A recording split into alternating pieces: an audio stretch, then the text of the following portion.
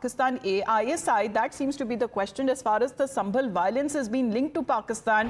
And when it comes to all of the cartridges that have been found, here is a link that has now emerged as far as the investigation is concerned. Whether it comes to Sambhal violence, is the ISI linked to Pakistan? Investigation that has now begun after empty cartridges made in Pakistani Ordnance Factory, or the POF, were found. And the role of Sharik Satha, who is a Deepa Sarai resident, is also being looked into as the suspected mastermind of the Sambhal violence. Now, Sharik, who is a notorious vehicle thief who fled to Dubai using a fake passport, and the police suspect that he works for the underworld, and Pakistan's ISI is also said to be involved in counterfeit currency trade from Dubai. So we have Pradeep Datta, who is joining us right now. He has been witnessing as far as the investigation after the Sambhal violence was reported. A month into that, what all has the investigative agencies been leading on part of the link that has now been found, Pradeep, to Pakistan and to its agency, the ISI? Who exactly is this individual? See, so far as the investigation in Sambhal violence is concerned, 50 people have been arrested. 2 of them were arrested from the Batla House, and 93 are said to be absconding, and many of them are said to have fled to Delhi and other places. So right now the manhunt has been launched. So far as this Sharik Satha case is concerned, he is said to be the one who is also behind the Sambhal violence. Right now investigation is going on, and you rightly said he was involved in car theft, and there had been several robbery cases against him.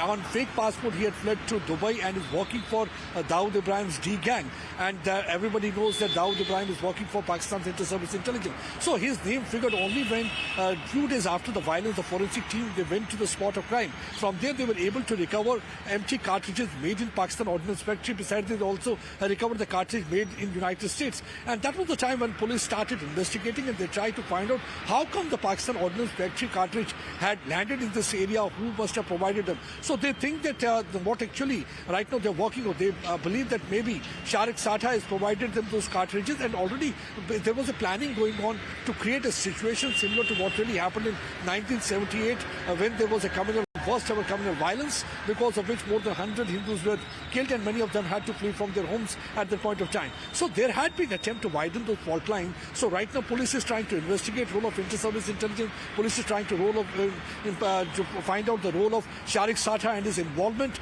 in triggering violence in that region, because there are certain elements who were trying to create trouble in that area, trying to destabilize the situation. So police is working on various angles. One, the police is working on who had been instigated, who had provoked at that point of time, because it was not a normal incident. Because what happened while the survey was going on inside Sambhal Jama Masjid Mosque, that was the time when people got mobilized. They started pelting stone. They were covering their faces. They did not want their identity to be known to the security agencies, and they even started breaking CCTV cameras installed in that area. That means everything was well planned. So after pelting, while they were pelting stone, somebody from within the mob opened fire, because of which 4 people lost their lives, and many of the police personnel were also injured. Some of them got the bullet injuries on their leg also. So that is what just few days back, while I was there, forensic team came. They also told that how the firing was carried out from within the mob, and now they are trying to find out who these people are, and Sharik Satha's role is prominently figuring in this investigation. They're trying to find out his role,